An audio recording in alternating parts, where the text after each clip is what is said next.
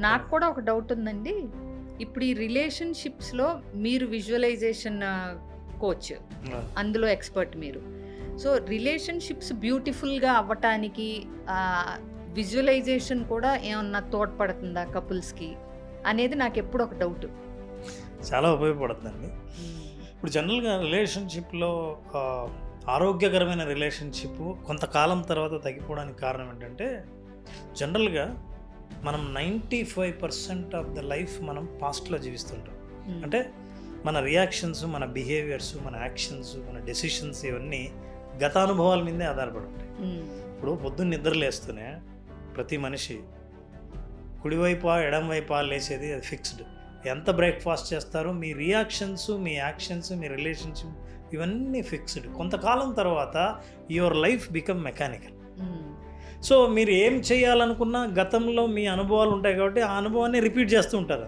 ఇప్పుడు ఏంటంటే మీకు ఎక్కడైనా చేదు అనుభవం ఎదురైతే ఇప్పుడు నేను ఏదైనా అంటే మీరు ఎలా రియాక్ట్ అవుతారో నేను ముందే మెంటల్గా ప్రిపేర్ అవుతాను.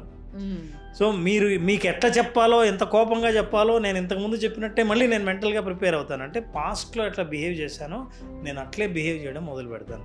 చాలాసార్లు రిలేషన్షిప్ మీరు కోరుకున్నట్టుగా ముందుకు వెళ్ళకపోవడానికి కారణం ఏంటంటే మీరు ఎప్పుడు గత అనుభవాలని బేస్ చేసుకునే ఫ్యూచర్ కమ్యూనికేషన్ కూడా ఆధారపడి ఉంటుంది. గొడవ వచ్చిన ప్రతిసారి పాస్ట్ సంఘటనలను రెఫర్ చేస్తారు. ఆ రెఫర్ చేస్తున్నప్పుడు గొడవ పెద్దదవుతుంది. అవును.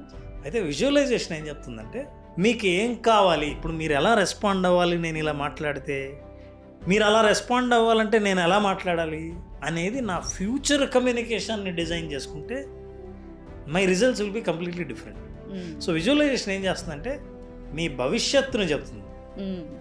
మీకు అక్కర్లేని, ఇష్టం లేని, బాధ పెట్టే గతంలో కంటే మీకు కావాల్సిన, మీరు కోరుకున్నా, మీరు ఎలా వెళ్ళాలనుకున్నా, మీకు ఏం కావాలో ఆ భవిష్యత్తుని కనుక మీరు భావించడం మొదలు పెడితే మీరు ఎలా ప్రవర్తించాలో ఆ ఆలోచనలు చెబుతాయి. So you have to live in future so that you create your future rather than recreating the past in the present. Okay. గతాన్ని మళ్ళీ ఇంకోసారి ఇప్పుడు సృష్టించే కంటే మీరు కావాల్సిన భవిష్యత్తును సృష్టించాలంటే మీకు ఏం కావాలో అది ముందే మీ ఆలోచనల్లో నింపుకోవాలి. సో విజువలైజేషన్ అంటే అది. ఓకే.